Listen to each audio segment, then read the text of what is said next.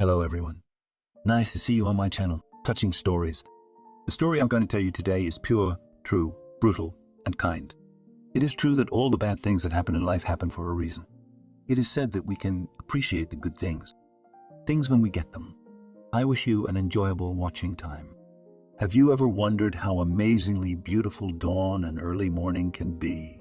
How much beauty awakens, and how much unspent energy lurks in it? How easy the morning air is to breathe, how quiet, calm, and peaceful all around. Is that not why spiritualized, motivated, and inspired people try to wake up early and devote the morning hours to themselves? Some people meditate, others do yoga, go for a run, or lie in the bathtub. Definitely, the morning is the time of people in love with themselves, and only self-satisfied, insecure losers on such a beautiful morning can serenely sleep. Sleep, completely oblivious to the fact that in the morning I have to get 3 different age children ready for school and kindergarten, get ready for work, and have a hell of a lot to do. It was exactly how Leela, a fairly young, still quite attractive woman of 35, a mother of 3 children who was raising them alone, slept soundly and serenely. Yesterday was a typical day, as her eldest daughter would call it. At 17, she seemed to already know everything about this life and did not want to cause any problems. Yesterday, however, she added a few gray strands to her mother's head as well. So her classmate called from school, calling around 10, and asking her to come to school because Anne had done something awful. What could a senior in high school do a month before graduation? Oh, Leela questioned herself as she crossed town on public transportation. Couldn't she wait until graduation? But it turned out that there was one girl in the class who had long been severely bullied. Anne, who had no friends or enemies in class, did not participate in the bullying, but also to protect a classmate did not rush. Survival of the fittest is a law of nature. However, today, the calm Anne poured a bowl of soup on the head of a classmate, and she did it calmly, without emotion, not on camera. That is, any silly challenge could be safely excluded. The question of revenge was also irrelevant. After all, the girl had no conflict with her classmates, and she did not communicate with this major at all. Nevertheless, a plate of borscht was poured over the beautifully styled hair of the class' most stylish boy. Fortunately, it wasn't hot. His dad is not the last person in the administration, silently, almost in confidence, said the teacher. Did you find out why she did it? Lilia couldn't believe that Anne was even capable of conflict. Of all the children, she was the most sensible, if not to say, cold-blooded. A realist through and through. And then there's this stunt. She doesn't say anything. The rest of the guys mostly shut up or say she's wrong. I want to talk to her. Lilia was sure her daughter wouldn't just pull a prank like that, but no. What did this boy do? The woman decided to take her child's side right away. No big deal. Just spit on a plate. Anne didn't seem to attach any importance to her action and didn't understand why there was so much fuss about it. Last week, the little kids were throwing mashed potatoes at each other during lunch, and no one even rushed to stop them. Yours. Lilia was genuinely taken aback by what she heard. No, Nastya, they've been harassing her for a long time. Only teachers don't care because his dad is a big shot and she's a truck driver. And you stood up for this girl. I didn't intercede. I just gave him back what he had so carelessly thrown on someone else's plate. Mom, believe me, if I had poured soup on a lesser child's head, you wouldn't even have gotten the call. I'm wondering how you're going to handle this issue. Lilia turned to the teacher, fervent with indignation. The girl will have to leave school. What? Are you out of your mind? I was referring to the question of the behavior of the classmates toward that girl. Your daughter is exaggerating. The classmate said with pressure, throwing intimidating glances in her direction. My daughter is the one who did the right thing. And it's not you who's asking us to leave. We're not staying a minute in this nightmarish institution. The best gymnasium in town, you mean? The teacher sarcastically corrected. The worst school where kindness and compassion have no place. Where money is at the forefront of connections. Mom and daughter left the school a few minutes later, only to return for personal business and to turn in their textbooks. What have we done, daughter? This really is the best grammar school. And you did well in school. You could have gone to a good university. Mom, I can go to university anyway. I'm sick of driving across town to school. Thank you for taking my side. I never doubted you. You're the world's greatest mom. Where would I have gone? Lila smiled. That same day, she transferred her daughter to the school that was in the backyard. Lilia's son had been going there for a couple of years, a not very promising, hyperactive Max. It was as if this boy was trying his best to live up to his name. Everything in his life was at its maximum. If he was at school, wide scale. If he was at school, wide scale. If he was experimenting at home, he needed an overhaul. And just today, he decided to test how strong the teacher's nerves and put in her bag a dozen frogs, carefully caught the day before in a nearby pond and buried in a basket on the shore. Sometimes my mother wondered where he got so much imagination for mischief and why he had so little time to study. Anyway, she turned out to be quite handy at school. A frightened young teacher came running to complain to the principal just as his mother and daughter were sitting in his room and submitted documents for transfer. For the first 5 minutes, the girl could not even get a word out. She was choking back tears and pointing at Lilia.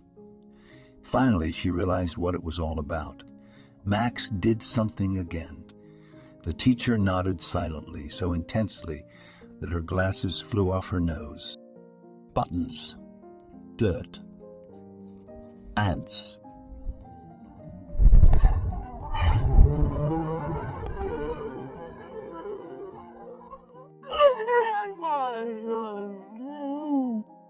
It must be said that she was a very impressionable person, totally unprepared to work in a children's group. Almost daily, she wrote angry messages in Max's diary and called her mother to complain about his next prank. Did you bring a frog to school? Far. Suggested the principal, a young man who had only taken office a year before and was still trying to get into all the issues and work properly and to the best of his ability. Yes, Eddie said the girl, so bobbing. He didn't just bring them, he put a whole bunch of them in my bag, and I'm scared of them. Finally, the teacher broke out in a long howl. The director sighed deeply, exchanged a long, understanding look with Lila, and tried to sit the young colleague down so that she could calm down quickly. Well, come on. This is not a porcupine, it's just a harmless frog. It doesn't have claws or teeth. I'll talk to my son, I promise, and I'll punish him severely. He'll apologize tomorrow, and it won't happen again. Lilia lied, knowing that her son's devious imagination was enough for more than one such tantrum of a young teacher. And I will control it. Anne decided to intervene since only she had real power over her brother. She was the one who raised her little brother. She was the one who helped his mother when this Adaman was born. She was the one he listened to and understood without words. Lilia sometimes thought that he loved his sister more than his mother, but she was not jealous. Such a friendship between brother and sister is rare and expensive. Max had to take her home from school, and at work I had to excuse myself and explain the situation. On the way out of school, Lilia said to herself, now all that's left is for the little one to do something in kindergarten. The day will be as colorful as possible. At that moment, the phone rang. The teacher of the youngest daughter called. Hi, could you pick up the child early? Yes. What's wrong? In her mind, Lilia had already started to pray and think of what could have happened. On a walk, Vol climbed a tree and fell and bruised her knee. I had already shown her to the nurse. It seemed that the teacher was about to faint from fear. After all, such a situation could have cost her her job. "And what she forgot in the tree?" tiredly asked the woman, waving her hand in response to the mute question in her eldest daughter's eyes. "She went to rescue the kitten, and I was distracted by the other kids." I looked over. "I'm sorry. It was my fault." How very different people's attitudes toward their responsibilities can be. Lilia thought and remembered how rudely the teacher had spoken to her this morning. "Don't worry. I'll pick her up now. We are just inside the school." School and kindergarten were within walking distance, which Lilia thought was a gift from heaven, because she would not have had the strength or time to drive 3 children twice a day to different schools. In the evening, the whole long-suffering family gathered for an eventful dinner. The day didn't even feel like discussing it. Anne knew that her mother was supportive and would not scold her, although the transition to another school had definitely upset her. Max, who got a good smack from his sister, tried to blend into the couch and not draw attention at all. And only little 5-year-old Val, actively and in detail, told me how she climbed a tree and how she climbed a tree and how she climbed a tree and how she ended up hanging on a branch, hooked pantyhose. And you weren't scared at all. To keep up the chatter. The oldest sister was the only one who could do it. "No, there's a kitten in there." The girl had been to a speech therapist, but her speech was still slipping through the wrong words and sounds. I had to call an adult. I'm brave. "Why should I call?" sincerely surprised the girl. "Because little girls don't climb trees." "But there's a kitten." The little girl sincerely wondered how you can leave a defenseless creature in need. The woman looked at her daughters and was happy she grew great girls. Anne and Val were completely different from each other. If Anne looked more like their mother, Val was an exact copy of her father, whom she was not destined to see. The character of the girls was also the opposite. The cautious, staid Anne was sometimes horrified at what the bold and active Val would do. The girls, despite their great age difference, got along very well.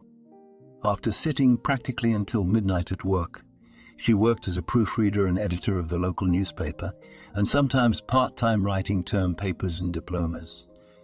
She could hardly bring herself to get up. Yesterday's day was over.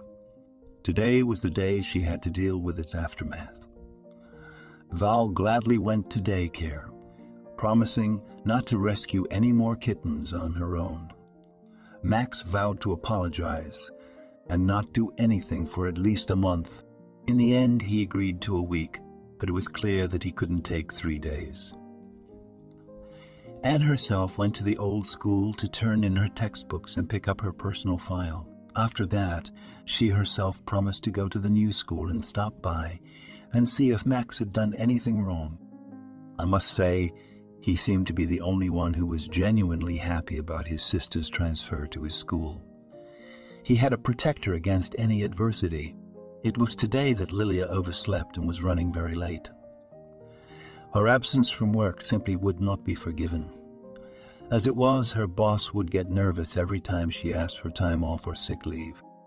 Hastily gathering the youngest and taking the oldest promise to take her brother to school, Lilia rushed to the bus stop, and being late was a very, very mild way of putting it. Not only that, the whole family was safely overslept, and still going to all an unusually slow, or so it seemed, but by the time the whole family left the house on the way to work, she had only 10 minutes. Even in their small town, you could only get to the next block in that time. For some reason, it was at that moment that Lilia thought of her husband.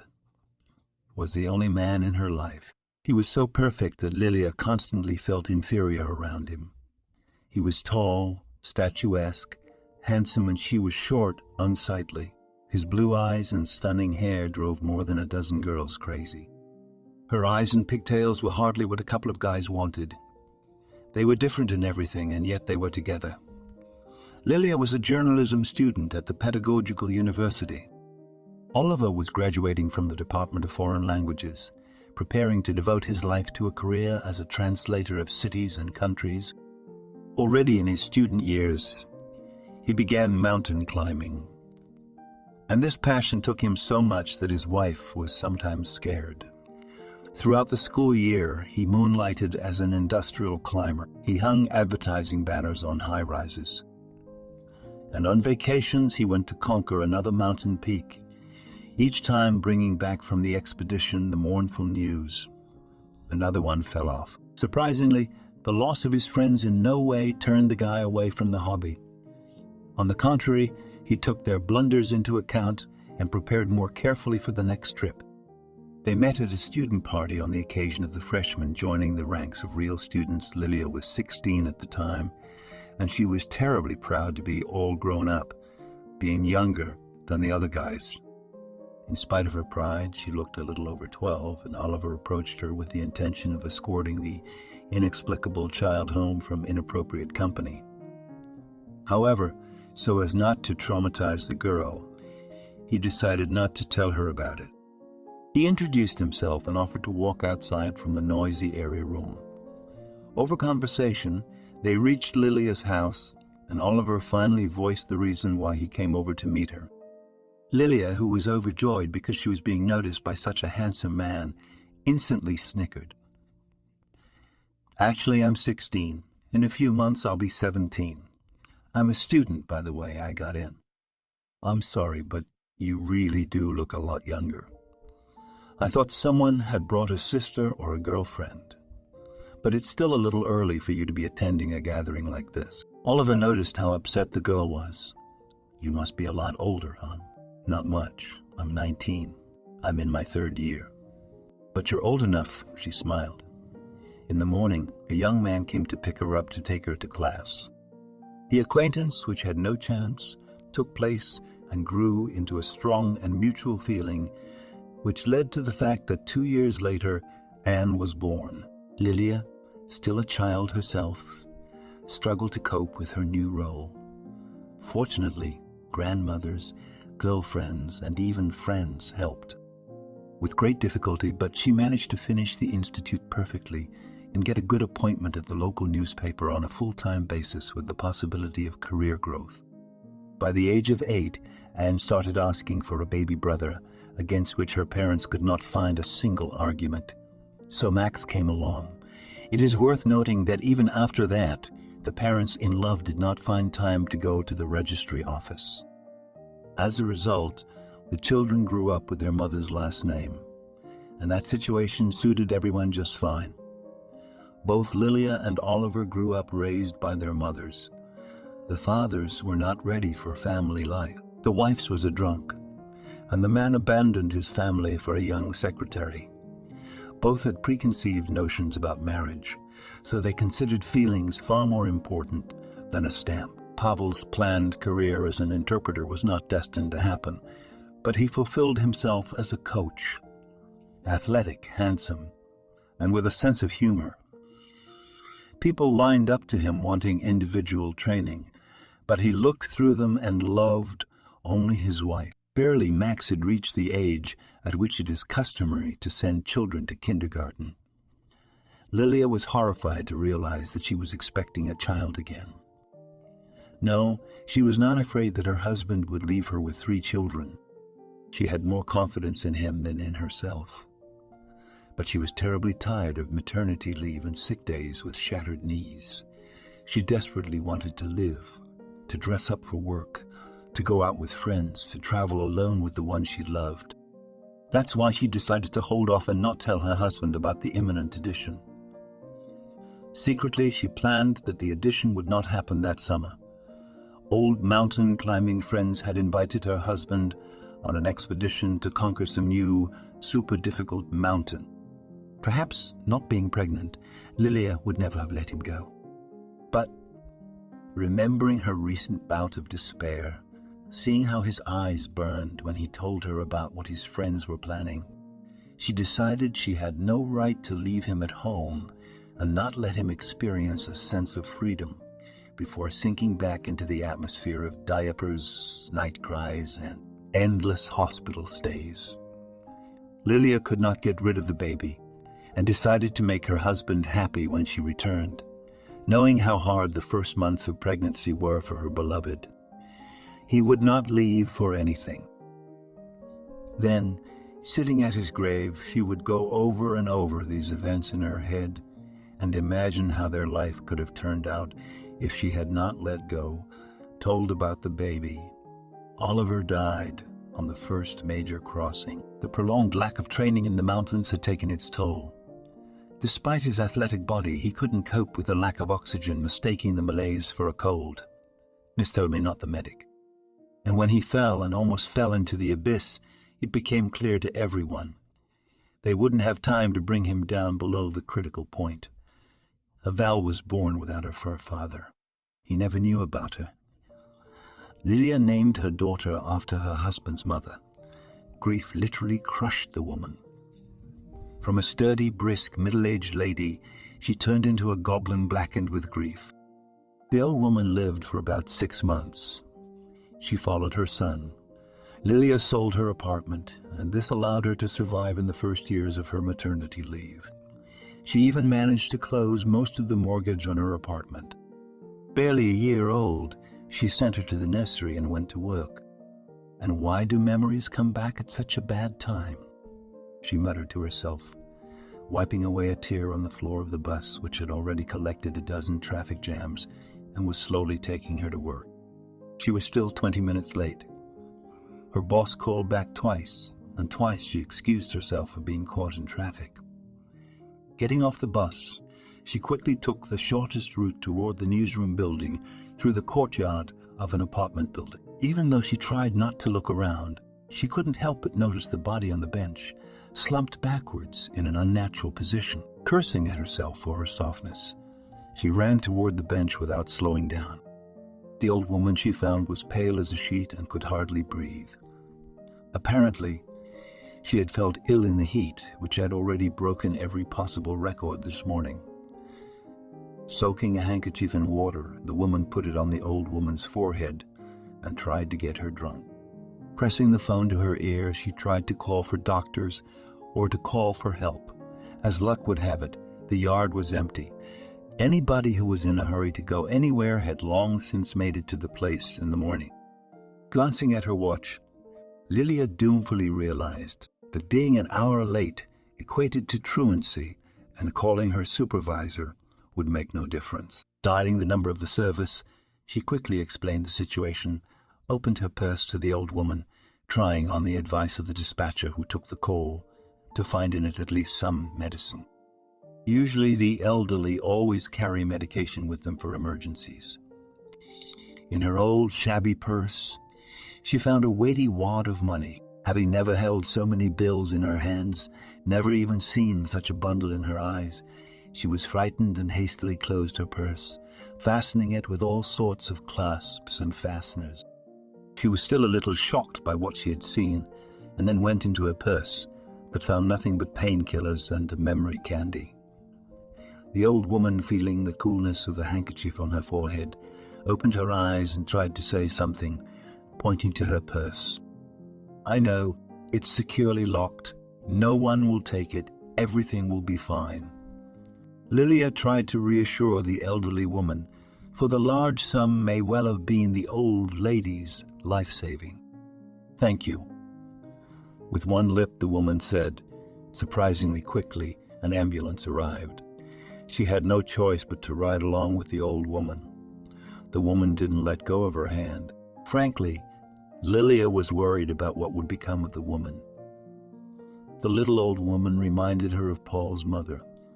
They were even somewhat similar, so when the medic asked if she would accompany her, Lilia replied with a confident consent. To the chief, she wrote a message. "Call back later.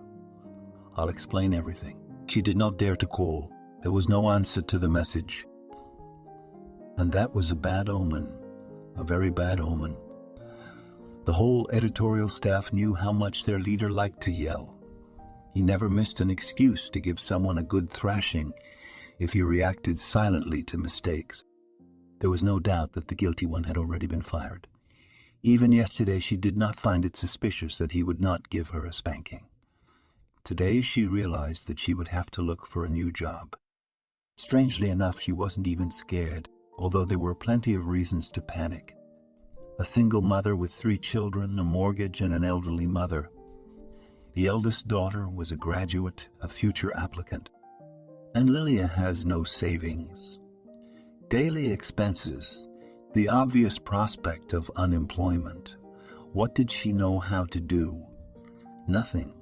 Read other people's articles and have children. The woman could hardly remember when she had written a line herself. She was an excellent editor, but she could not develop her journalistic talent. She did not consider writing term papers to be creativity. A strictly worded topic was like a stall for a horse. It would not run away. On the other hand, a free creativity.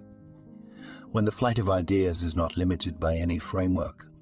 This is how she wrote her work as a student. Free, bright, talented, and lively. Her professors saw potential in the young freshman, which was quickly overshadowed first by her first love, and then by the care of her first child. Her mentor literally begged her to leave her child to her grandmother's and devote herself to journalism. He hadn't seen such interesting and engaging articles from any of the students in a long time. However, then the girl made a choice in favor of the family and did not regret a single time. It was thanks to that curator and his connections. Her inexperienced graduate with a small child in his arms was taken to the newspaper for a good position with the prospect of rapid career growth. It was through his patronage that within a year she was promoted to managing editor. He repeatedly offered to write and print her work. It's a drag. Believe me, once you start writing, you can't stop. What should I write about?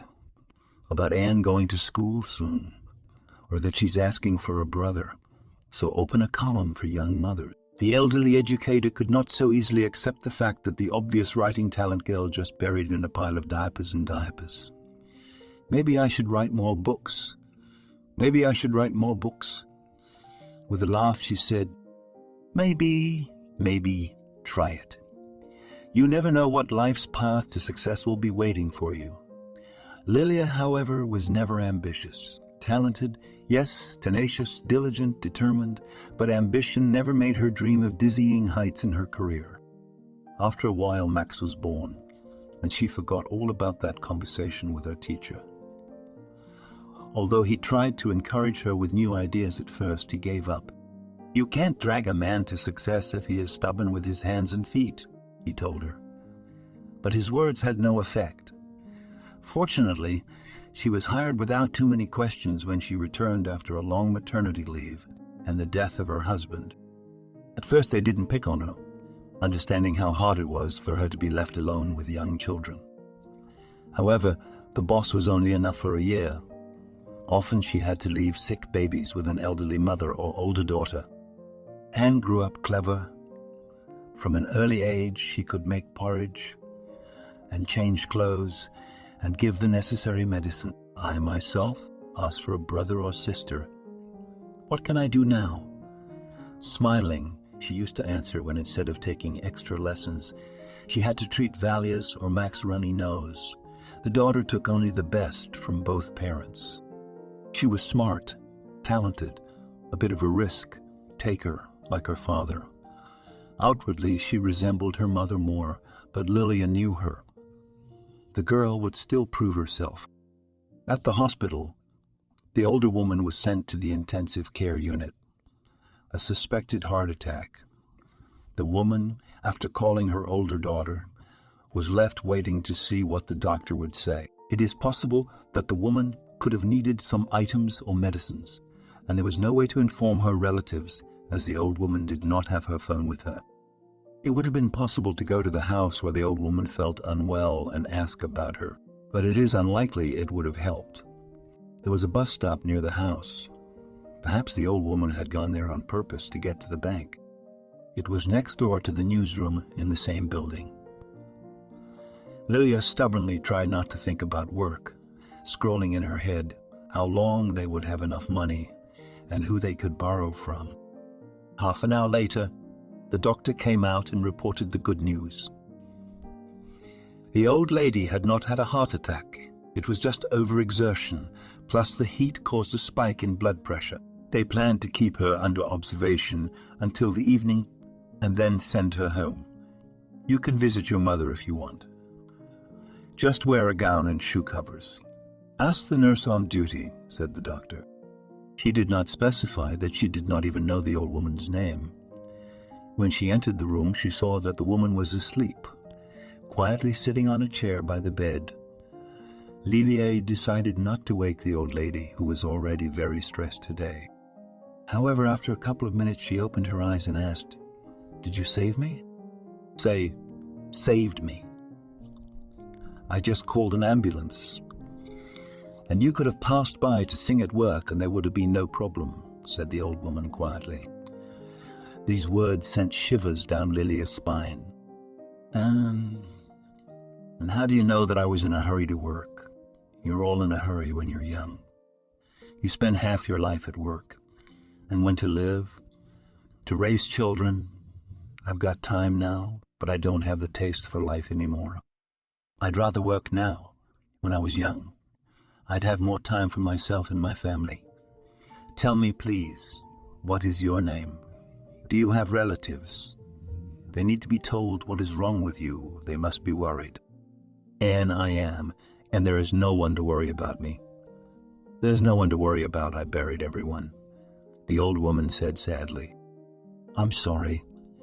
Lilia felt awkward and easy at the same time, because if she hadn't stopped, the woman could have died if she hadn't gone with her. The old woman would now be lying alone in her room, and in the evening she would have to make her own way home. What if the money had been taken from her purse? And now she was with her. And I don't care about work. The person is more important. What do you have to apologize for? You didn't do anything wrong. The old woman was genuinely amazed. For reminding you of your loss. I have a daughter too, by the way, Anne. Yes, the only thing I have left is my memory, and it's starting to fail. I need to be reminded or I'll forget. The old lady was quite perky. She didn't go out of her way to talk. Here's your purse. I looked in it, looking for medicine. Looking for medicine. Lilia handed the old lady her thing. She wrapped it up tightly. I was afraid it would fall out. I was afraid that it would fall out, muttered the lady, unbuttoning all the knobs on which Lilia closed her purse. I was afraid that they would take it out. I've never seen such money, said Lilia sincerely. Yes, I got it from the sale of the house. From my husband, I can't afford it. I'm tired of paying for it. What do I need on my own? A warm corner and sweet tea. And she carried the money to the bank. That's what I thought. I wish the dacha could go to someone else. I'd completely abandoned it, and I had a garden there. And what a flower garden. And what a flower garden. And what berries I grew. Grandma bloomed, remembering her favorite hobby. But I don't know how to keep a garden, honestly admitted Lilia. My parents never had a dacha. I spent my whole life in the city. Then I had kids. I had no time for a summer house, but your husband was fond of land, nature, and life in general. You were warmed by his love. And he left and you faded away. You seem to be alive, but you don't. Lilia felt an infestation of goosebumps for the second time. But this time she decided to find out how the old woman knew so much about her. I don't know. I can't say for myself. I just know. That's all. It's always like that with me when I talk to a person, and it's as if I've known him for a long time. I can tell. Maybe you have a gift, Lilia smiled, but the feeling of unease didn't leave her. Maybe I didn't use my skill. And when they began to be too interested in it, began to keep quiet and watch his tongue so as not to say too much. Where do you live? I can take you home when the doctor says it's okay. When the old woman gave her address, Lilia was even glad. The women lived in the same house, but in different entrances. Maybe you just saw me with my husband. So you know what he was like, the woman surmised. Maybe everything happens, said the old woman thoughtfully. But Lilia realized that was not the case. The old woman really did seem to have some hidden gift. After lunch, the doctor reported that the old lady's health was not threatened and she could go home. After seeing her home, Lila promised that she would visit her and check on her health. Lilia, do you need this job at all?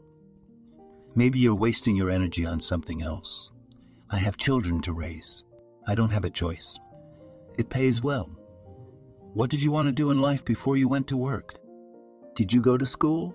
I don't even remember anymore. Lilia sincerely didn't understand what the old woman was getting at. And you remember, with this job you'll be fine. I doubt it. I have to go out all the time. Yesterday I got caught up with the kids and left early. Today I didn't show up at all. My supervisor was very indignant. That's the problem, he's not. When he's indignant, there's a chance. When he doesn't say anything, you're fired. He didn't say a word today. He was just busy. He doesn't have time for you. He's in trouble. How do you know? I'm telling you, I don't know how. I just know, that's all. The old woman reminded Lilia of her middle son. He used to sulk like that too, when his mother didn't understand the reason for some of his actions. I didn't mean to offend you. She smiled. Let me make you some tea or feed you. With these words, she went to the refrigerator and found it empty. And have you eaten today? Or yesterday? You're lying to me? You must be starving too. I'll be right back. Lilia quickly went down to the nearest store and bought a whole bag of groceries. She tried to get all sorts. She did not know what the woman might like, so she cooked a quick lunch. She fed the old woman and made her fragrant tea. Oh, you bought me gingerbread too, how I love it. And why didn't you buy them for yourself? I didn't have any. I told you it all went to pay for the house and the cottage. Well, I sold it yesterday. Today I went to the bank to deposit the money. Why didn't you buy anything yesterday? I was tired yesterday. Lilia was horrified and terribly angry at the fact that the elderly are forced to starve, getting pennies. I have to go now. The children will be home from school soon. I made you some soup. Help yourself if you get hungry. Of course I'm not handicapped. The old lady brightened up visibly after her tasty lunch. I put gingerbread in the cupboard, and there's fruit and waffles too. Where did you... When the old woman gave her address, Lilia was even glad. The women lived in the same house, but in different entrances. Maybe you just saw me with my husband. So you know what he was like, the woman surmised. Maybe everything happens, said the old woman thoughtfully. But Lilia realized that was not the case. The old woman really did seem to have some hidden gift. After lunch, the doctor reported that the old lady's health was not threatened and she could go home. After seeing her home, Lila promised that she would visit her and check on her health. Lilia, do you need this job at all? Maybe you're wasting your energy on something else. I have children to raise. I don't have a choice. It pays well. What did you want to do in life before you went to work? Did you go to school? I don't even remember anymore. Lilia sincerely didn't understand what the old woman was getting at. And you remember, with this job you'll be fine. I doubt it. I have to go out all the time. Yesterday I got caught up with the kids and left early. Today I didn't show up at all. My supervisor was very indignant. That's the problem, he's not. When he's indignant, there's a chance. When he doesn't say anything, you're fired. He didn't say a word today. He was just busy. He doesn't have time for you. He's in trouble. How do you know? I'm telling you, I don't know how. I just know, that's all. The old woman reminded Lilia of her middle son. He used to sulk like that too when his mother didn't understand the reason for some of his action. "I didn't mean to offend you." She smiled. "Let me make you some tea or feed you." With these words, she went to the refrigerator and found it empty. "And have you eaten today? Or yesterday?" "You're lying to me. You must be starving too. I'll be right back." Lilia quickly went down to the nearest store and bought a whole bag of groceries. She tried to get all sorts. She did not know what the woman might like, so she cooked a quick lunch. She fed the old woman and made her fragrant tea. "Oh, you bought me gingerbread too, how I love it. And why didn't you buy them for yourself?" "I didn't have any. I told you it all went to pay for the house and the cottage." "Well, I sold it yesterday. Today I went to the bank to deposit the money." "Why didn't you buy anything yesterday?" "I was tired yesterday." Lilia was horrified and terribly angry at the fact that the elderly are forced to starve, getting pennies. "I have to go now. The children will be home from school soon. I made you some soup. Help yourself if you get hungry. Of course, I'm not handicapped." The old lady brightened up visibly after her tasty lunch.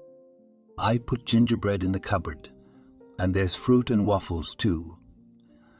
Where did you get so many? Take these for yourself. I didn't know what you liked. I got a little bit of everything. I'll come see you tomorrow." "Here," the woman said, handing her a wad of bills, half the contents of her purse. "Are you out of your mind?" "No. I'm not taking the money. I'm not taking the money. I said take it. You saved my life. You fed me. You saved my life. You fed me. You didn't leave an old woman to die." "What do I need it for?" She gave up on the money. "All I need is the gingerbread. And you have expenses. Take it, don't hesitate. Maybe when you'll buy me some groceries. It is already heavy for me to carry them." "I didn't buy them for payment. I bought them for nothing. I know, because you have a good heart. And I want to thank you." "All right, I don't want to offend you. I'll take it, but not much. Where should I put these?" "What do you mean?" "To pay for the summer house, for this apartment." Lilia passed her hand over grandmother's clean, comfortable home. "My son and my husband bought it for me. My son and my husband bought it for me when he was alive." "What happened to him?" "He opened his own business and refused to pay all sorts of impudent individuals. So they ambushed him at night. He died. My husband went after him. His heart couldn't take it. And, darling, forgive me. I'm asking questions again. I told you. I've already reminded you.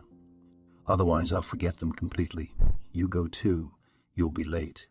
After picking up her daughter from kindergarten, she cooked dinner and waited for Max and Anne to come back from school. "So, how was the first day at the new school?" "You know, unexpectedly great. I've already forgotten the last time I felt so at ease in class. No one is acting like the center of the universe. They greeted me okay. Yes, the school is worse equipped, but the teachers haven't lost their ability to teach. It was interesting. And the chemist in general struck me. For a young man, his knowledge is amazing." The woman was glad her daughter liked the school. She would hardly have hidden it if anything had happened. She was reluctant to talk about the old school, but today she just sang her praises. "By the way, Mom, Max, there was something I wanted to tell you." She winked at her brother. "I apologized to the teacher and even got an A. Really, good for you. What subject?" "The world around us. Yesterday I prepared a report on frogs, and today I told it." After these words they looked at each other, could not help laughing. Today was so radically different from the previous day that Lila was ready to believe that the old woman was indeed a bit of a magician. "Val, did anything interesting happen at your daycare today?" "Nothing. But I didn't get anywhere today, and I got a commendation. And that was a serious achievement." "Mom, how was work? Did you make it this morning?" No. By the way, I should call my boss. But the number didn't answer. I did not have to call back the girl who served as a secretary, although in fact was a journalist. Oh, he doesn't have time for you today. His wife was taken away last night with a suspected heart attack. We've all been waiting all day. Whether she'll make it or not. Are you coming in tomorrow? I gave you a day of work today. What happened to you? The woman told her colleague about the day's events and promised to thank her for covering. When she would get her some good coffee tomorrow. She likes it, the woman said to herself. Mom, did you rob the bank? What? I said. Did you clean out the bank today? Asked Anne, coming into the room and holding a wad of money in her hands. Where did I leave it? In the cupboard on the shelf. I've been so busy today. The old lady gave it to me. I was rushing to work this morning, saw my grandmother unconscious on the bench, called her an ambulance. I went with her, then picked her up from the hospital and took her home. She lives in the same house as us, by the way, and she didn't have anything to eat at all. I bought some groceries and cooked for her and fed her. So she thanked me. With each phrase, the daughter's eyes grew wider and wider. Yeah, nothing to eat. She thanked me with a wad of money. But I get it, Mom. Are you having sunstroke? Yes, it sounds implausible, but that's what happened. She sold the house, which took all the money to pay for the upkeep. So she asked me to buy her groceries once in a while. She should have lobster and caviar for that kind of money. There's at least 300 here. Oh, come on. Mom, did you see the bills? She even gave me more than that. I said no. Mom, give all the money back. What if she lets you go and she reports you to the police? You think so? Lilia was beginning to doubt the rightness of her action herself. The old lady was a bit strange indeed. Let's go quickly. Max wants your sister. Mother and I have to go out for a while. Lilia, not fully understanding how it had not occurred to her that the old woman might indeed be out of her mind, obediently followed her daughter. Suddenly the door to Anne's apartment opened before they knocked. But what kind of people? No trust in anyone. Why are you attacking your mother? I just gave her money for nothing. I'm not going anywhere to complain. The skinny old lady literally stunned her daughter with her complaints. I didn't have time to warn you. She has powers. Lilia looked at her daughter with a smile. Well, yeah, not a big deal, right? It seemed like she was about to turn around and walk out of the apartment. But the girl confidently stepped forward. Well, tell me, what is the Wonder Grandma so significantly added to the family budget? They returned half an hour later, entering the apartment. The daughter said, Mom, did you ever think that you did not just meet her in life? Honestly, I didn't. The events of yesterday and today too surrounded. But look, yesterday was the worst, and today is about as perfect as we've ever had. Indeed, yesterday each of us had so many problems, and today each of us had so many problems, and today they are all solved. Smiled Lilia. She herself hadn't noticed how different today was from yesterday. I will go to her myself, as she said confidently. You have enough to do at work as it is. I think it's better not to. After all, you already have a lot of work to do at school and with the tutor, and she's not helpless enough to take care of her. Okay, I think we should keep an eye on her. What if she has a problem with her head? I mean, it's not normal to throw money around like that. Of course, we're not going to take it and spend it on her. But that's us. And what if her gullibility is taken advantage of by bad, unscrupulous people? I thought of that too, but she's not that old. And the doctors looked at her today and they didn't see anything wrong. Just overwork and fever, and weakness as a result of starvation, which I found out much later. And the neighbors might get suspicious if we go to her all the time. You know, didn't it surprise you that we've lived in this apartment for a long time, but we've never seen her at all? There's a lot of grannies sitting in the driveway. A lot of them get used to it. Familiar faces. I've never seen her, that's for sure. I have a memory for faces. I do. Maybe she recently moved in. Did she say anything about that? No, but I didn't ask. She said her son bought it for her before he died. From what she said, she'd been living in that apartment for at least 30 years. You know, not a day, not a week, 30 years. Yeah. It's weird. The girl went to put the kettle on. She and her mother had a tradition to discuss important, interesting issues over a cup of fragrant tea. Tomorrow, I'll go over to her place after work, clean up and cook something to eat. The wonders in the family did not end there. The very next day, a letter arrived from the university where Lilia and Oliver had once studied.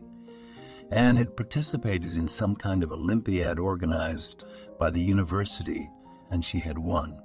According to the conditions, the winners were invited as free students to take courses in the subjects they wanted to get into.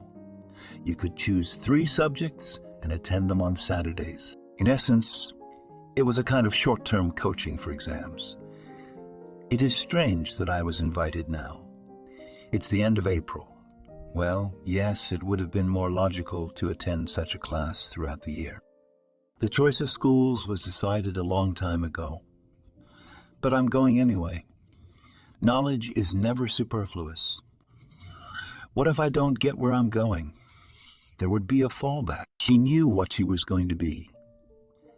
Even back then, when Daddy told her about hiking in the mountains, about snowcaps showing the peaks, about gorges whose depth seemed dizzying, the girl knew that her life would be connected to them. Not only did the dream not evaporate after Papa's death, but it became more formalized.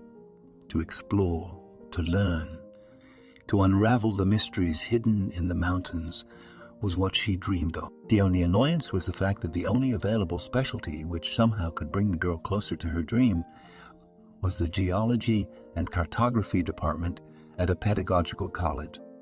While her mother dreamed that her daughter would become a famous writer or journalist, her daughter studied the specialties. In fact, there weren't many opportunities in town for an entrant. The girl did not even dream of going to another city. Leaving her mother alone with 2 small children was a shame. At school in 7th or 8th grade, Anne and her class went to the reserve, which was located in a mountainous area. That day, the girl fell completely and irrevocably in love. How can you sit all day in stuffy offices when there is such beauty? How can you call something beautiful when never seen a sunrise in the mountains after a downpour the day before? The tour guide who was introducing them to all the sights mentioned in passing what school he had graduated from. The job was indirectly related to his basic education. And now, as school was coming to an end, and student life was ahead of her, Anne began to doubt the rightness of her decision. She was faced with a very difficult choice: to leave her mother for the big city and study at one of the country's largest mining institutes, or stay in her hometown and become a geologist, cartographer, or geography teacher, professions connected with mountains indirectly, if not theoretically. Time passed. There was less and less time before graduation and entrance exams, and her doubts were still torn. 2 years ago, she had decided which subjects she should be best prepared in. Now she had no doubts about her knowledge. And even the transition from one school to another literally on the eve of the last call was not too upsetting. Anne knew for sure that transferring to another school was the smallest problem she could have after a conflict with a classmate. Leaving the class she had been in for 11 years was not scary. The elite school had quite a few kids whose parents were prominent in the city, and one of her father's clients had helped to get Anya into that school at one time. The girl did well in school, though she showed absolutely no interest in active school life. The school parliament, staged events, and other things did not interest her. She read a lot, tried to write short essays, but did not like to flaunt his passion. In addition, she inherited from her father an amazing ability to easily learn languages. She and her father mastered the school curriculum for literally a couple of years. and the girl actively continued to develop in this direction. To practice her language skills, she found pen pals from other countries, which significantly increased her language skills. During her school years, the girl tried her hand at various kinds of creative work, but the arrival of her brother and sister significantly reduced her free time. And as a result, she was left with only English and tutors. Passing the practice exams, Anne got quite high marks with which she could take a chance and enter St. Petersburg. But there was still the question of how to pay for housing. The girl could not share her worries with her mother. However, in an entirely unexpected way, a person appeared in their lives with whom she could share any problem. The perky old lady grew very fond of the girl's visits. In just a week, they became practically friends. The girl had already attended 2 courses at the university. The professors were constantly changing, and today the lecture was given by a rather young, attractive man who periodically threw her surprised looks and frowned as if trying to remember something. When the guys called their names, he asked Anya to hold off. "Girl, aren't you Paul's daughter by any chance?" "Yes, but I have my mother's last name. My parents weren't married." "That's right. So I was right to think that you reminded me of him," said the teacher with a laugh. "Did you know my father?" "I didn't just know him. We were friends, but he stayed in town, started a family, and I went back to school." "How is he, by the way?" "Who, Dad?" "Yeah. How's he doing?" "Obviously not very well." "Why not?" Anne looked at the man. No, he wasn't mocking. He really didn't know anything about Dad's fate. He died in the mountains almost 6 years ago. That can't be. He was sick of them. He was such an experienced climber. What happened? Because I was born. He took a big break from hiking. Some kind of illness from lack of oxygen. His heart couldn't take it. Yes, very young. Wife, daughter. Live and let live. Wife, 2 daughters, and a son. Corrected Anne. Oliver Andrew wasted no time. About the birth of the younger one, he did not know. She was born 6 months after he was gone. Grandma Valentine only had time to rejoice that her granddaughter was named after her. And so was her mother, which is no surprise. So how is Lilia doing? Remarried. Who? Mom? Really, she's not even looking at anyone. Dad was her ideal man. Yeah, I didn't know her very well, I guess. I mean, no one ever believed they were a couple. She's just a kid, and he's every girl's dream on campus. And look how that turned out. So you decided to go to your parents' alma mater. I haven't decided anything yet. I just won and decided to take advantage of the prize. Do you teach here? Honestly, I'm an invited guest. The teacher who was supposed to teach the course today got sick, and I'm here for the conference. So I volunteered. And what do you teach? English history, language dialects, obsolete or lost languages. I like English too, but I want to study mining. So what's the point? There are plenty of specialized universities in the country. How are you doing in your studies? I'm doing very well in the practice tests. But to leave home is to leave your mother with the younger one. Did your mom ask you to stay and help? No, of course she's strong and never admits to anything if it's hard or she's tired. Then why do you think she can't do it without you? I don't know. The girl suddenly felt the urge to share her doubts with this man who was connected to Daddy, the man she could trust with any secret and come with any problem. Tell her everything. Choosing a profession is one of the most important choices in your life. Believe me, that mistake can be very costly. It's much more expensive to learn to realize that you're doing the wrong thing, to invest effort and money and time in your studies, and then to be disappointed. What if I'm not sure if it's my thing? What if I'm looking at my future profession through my father's eyes? What if he loved mountains so much that he was ready to dedicate his life to them? Well, I can't help you here. The man smiled. But I can tell you, if you choose a foreign language as your life's work, Take my card. Call me if you need it. And if you don't think about it, call me too. I'd be happy to help an old friend's daughter. What city do you work in? Already at the door, asked Anne. What do you think? The man smiled enigmatically, nodding at the business card in the girl's hand. English history specialist, State University.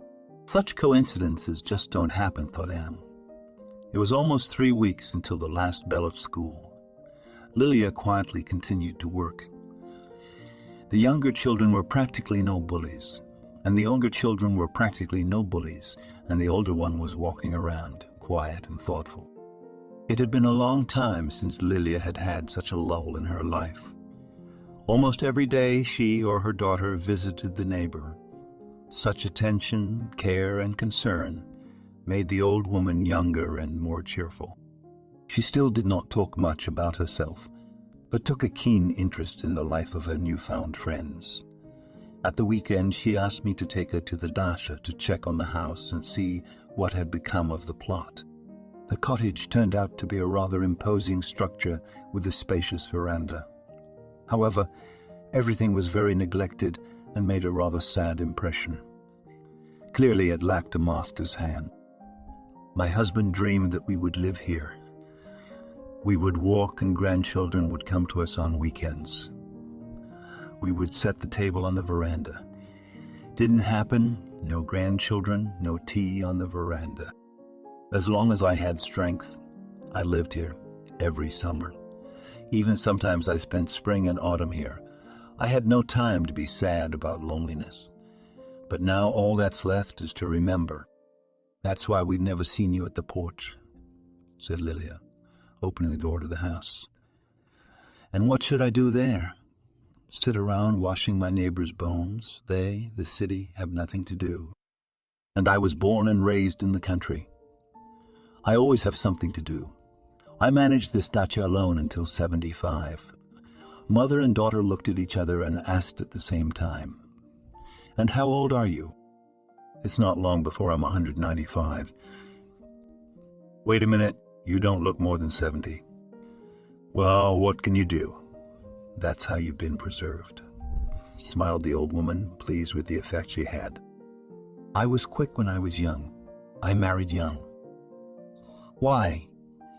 The girl honestly did not understand what some girls were in such a hurry to get married from the school bench.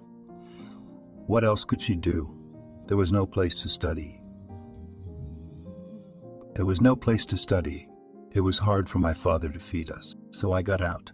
I went to work. Thank God I got a good, kind, hard-working husband, but we didn't have children for a long time. Once I had a dream that I'd find my son with another woman, and with him a present. What kind of gift? That's the gift.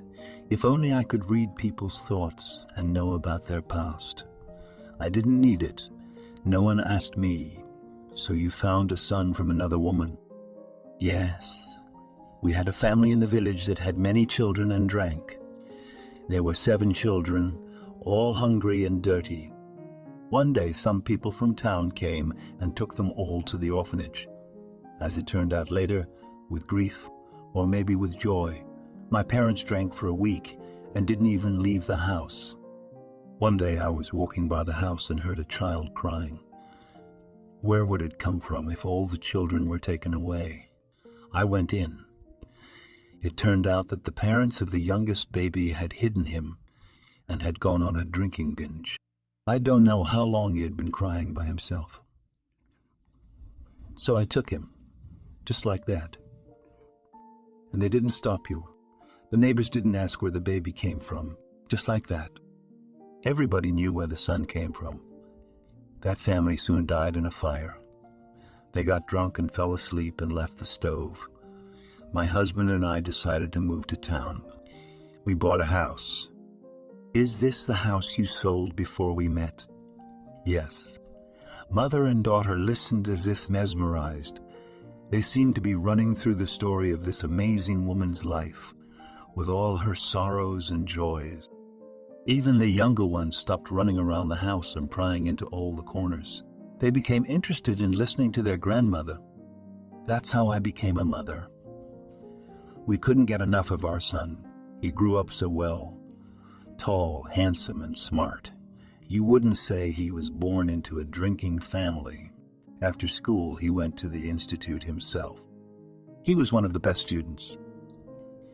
He just didn't want to get married, dreamed of his own business. He and a friend were able to open a law firm, but the local gangsters started coming by. It was the worst time of the year. The country was in turmoil. They offered to pay my boy to leave him alone, but he refused, so he's gone. Did they find the culprits? Who's going to find them? You know how many cases like this happen every day. And my son just got back on his feet. He bought me and my father an apartment. I'm sorry for your loss. Losing someone close to you is very scary. You wouldn't understand. The old woman took Lydia's hand. Well, you have children left. They are your joy and support. You've got a life to live, not a life of drudgery. Give up your job. You don't need it, I'll help you. You don't need it, I'll help you. I haven't bought anything for my daughter's graduation yet. Don't worry, I'll give you the money. The old woman held up her hand, warning her objection. You're the only one I've got. You saved me. I don't need the money. You can't take it with you to the afterlife. I have no one to give my inheritance to. You're all I've got, and the old woman to be happy with, to admire our beauty. I didn't even plan to go to the prom at the new school. I don't really know anyone. And in the old one, not a lot of people would remember me. You're not going for them. You're going for yourself, and we'll buy you the prettiest dress. Grandma's eyes lit up with an abundance of plans for the coming months. Now it's time to take up the dacha. I do not need it, and you and the children will be just right. In the evening, after putting the youngest children to bed and sitting with her eldest daughter in the kitchen, Lilia decided at last to find out where her daughter will go to school. Mom, I don't know. I want to go to another city, but how will you stay here? Max would torture anyone, and Val is such a bully. And now you have to take care of Grandma. She's like a child. Daughter, I've taken advantage of your kindness too many times. I have no right to keep you around. If you decide to go to another city, go ahead. You're a good student. I'm sure you'll pass the exams without any problem. But you've made up your mind about mining. You have such prospects in foreign languages, and your writing is amazing. Finally, Anne decided to talk about her acquaintance with an old friend of her father's. Lilia remembered Andrew. He really was a friend of father's, a very serious, stern guy, passionate only about his studies.